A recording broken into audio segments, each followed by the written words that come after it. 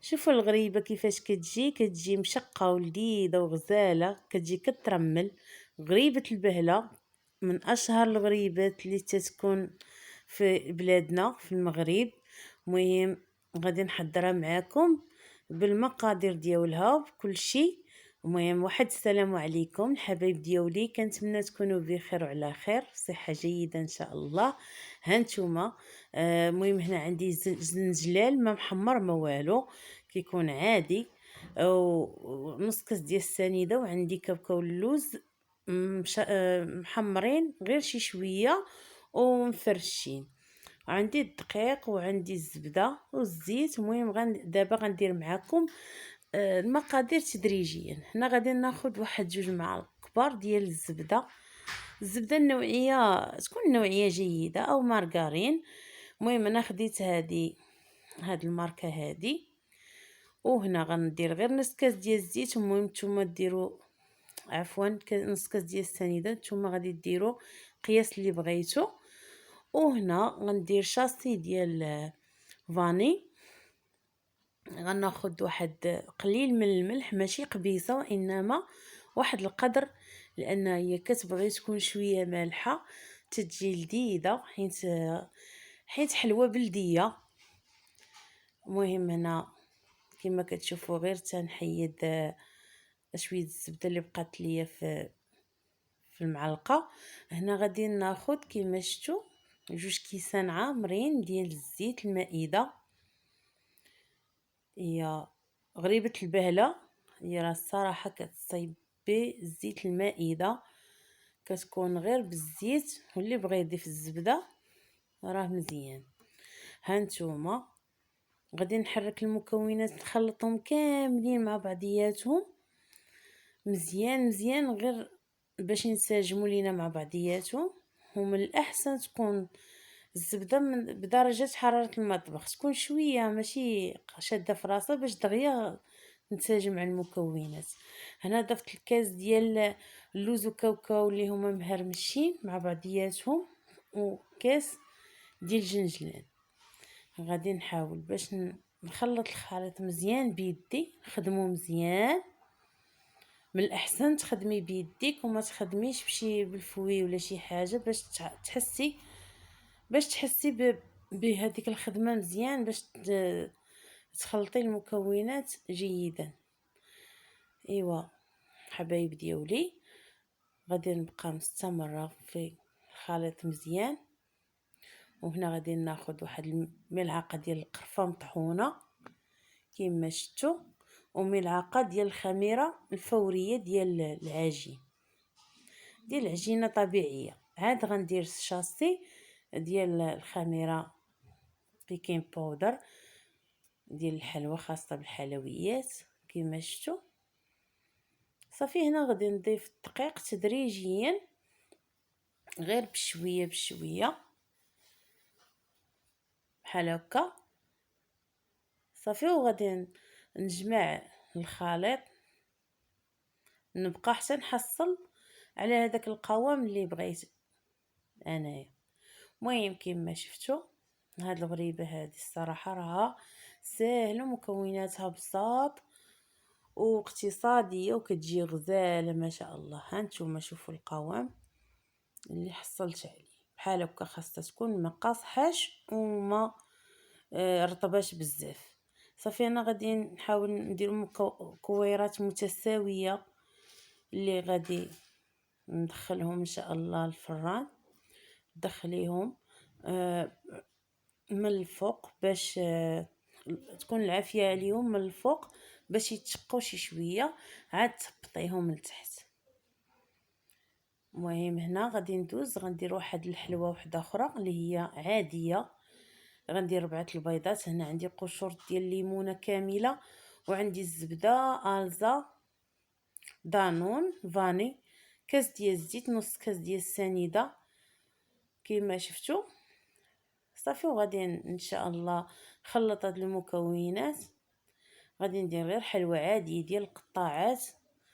ايوا كانوا وليداتي تشهاو عليا ديك القطاعه ديال الفريخات وديال قلياب وداك الشيء. راكم عارفين يا قطاعة التقليدية قديمة من ايام جدودنا وامهاتنا كانوا يديروها لينا ملي كنا صغار، وبغيت نديرها ليهم. هنا كما كتشوفوا خديت هنا 4 البيضات كما كتشوفوا على الصورة. المهم غناخدو 4 البيضات من درجة حرارة المطبخ،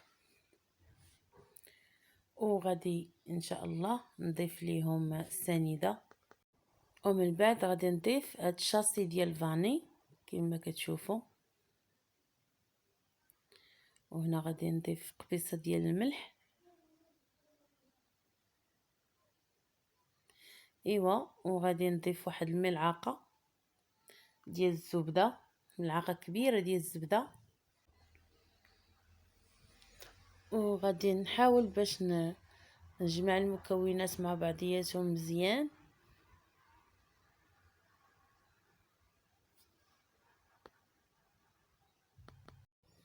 ودابا غادي نحك هاد القشور ديال الليمونه، غنحاول نحكها كامله. صراحه تعطي واحد لوغو زوين في الحلوه، وثاني الحامض حتى هو عنده مذاق خاص. هانتوما غادي نحاول باش نحكها كامله ان شاء الله في الخليط. غادي نخلط الخليط مزيان بعد ملي حكيت الليمونه. ودابا غادي نضيف كاس ديال الزيت هو الاول. هانتوما ايوا، غادي تخلطوا الخليط مزيان. صراحه هاد الحلوه كتبغي تدليك مزيان، كل ما دلكتيها كل ما عطات القوام ديالها رطيطب وزوين. ومن بعد غادي نضيف كاس ديال دانون فاني.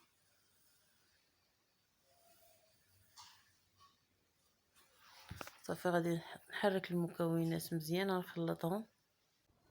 حاولت باش نخلطهم بالفوي باش يتخلطوا ليا مزيان. صافي ومن بعد غادي نضيف الدقيق تدريجيا بشويه بشويه حتى نحصل على القوام ان شاء الله. غادي نبقى نحرك مزيان هذا الخليط هذا، نضيف الدقيق ونخلط ونجمع العجينه باش نحصل على واحد القوام اللي هو رطيطب كيجي لين وغزال ما شاء الله. كتطلع دوك الحليوات كيطلعوا رطيطبين وزوينين تيحمقوا. المهم كيما شفتوا راني غادي نضيف هذيك الخماره غير وحده ان شاء الله. كيما شفتوا القوام اللي حصلت عليه كيجي بحال هكا رطيطب وغزال. صافي من بعد هنا خديت واحد كيكه عاديه 4 البيضات مع كاس ديال الزيت ومع هذا قشرة الليمون مع كاس ديال دانون كاس ديال الحليب. صافي هنا خديت خليط منها درتو فيه الكاكاو والاخر خليته عادي كما كتشوفوا. صافي هنايا غنديروا في هذا القالب ديال الحلوى. الله اكبر، هانتوما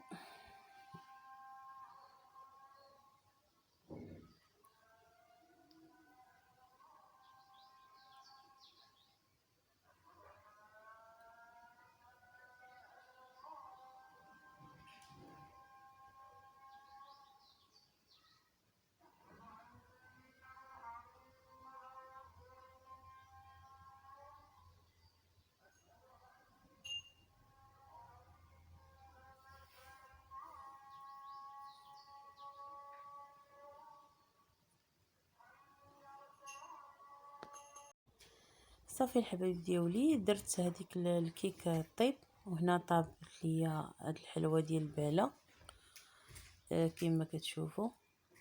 صافي جات صراحه تتحمق، جات غزاله. غادي نحيدها من اللاطه ديالها. صافي وغادي ناخذ العجينه الاخرى اللي غادي ان شاء الله نقطعها نقطعها مزيان بهذوك القطاعات اللي غتشوفوا معايا، وندخلها حتى هي الفران باش طيب. المهم هنا كما كتشوفوا الحبايب ديالي، خديت انا جوج بلاستيكات اللي درت وضعت فيهم العجين، وخديت الدلاك كما كتشوفوا. غادي ان شاء الله نسرحهم، ولكن ما غاديش نسرح العجينه رقيقه بزاف لان غادي تبقى غير يعني ما غاديش نلصقهم ولا شي حاجه. كما تشوفوا هذه هي القطاعه، كنديرها بحال هكا سمكه غليظ شويه باش تيجيو دوك الفريخات تيجيو منفوخين بحال هكا. صراحه مره تنديروا هاد لي بسكوي بحال هكا الوليدات اللي كتيعجبوهم بزاف. كنا اصلا ملي كنا صغار كانت ماما الله يرحمها كانت كديرهم لينا بزاف وتحطهم لينا مع اتاي مع الفطور الصباح، تناكلوهم مع تنفطروا بهم تنديهم معانا. كنا تنحماقوا على هاد الاشكال هادو. ايوا ايام دازت زوينه، اللهم لك الحمد. الله يرحم والديك ويوسع عليها في هذا النهار هذا، جعل مثواه الجنه يا ربي.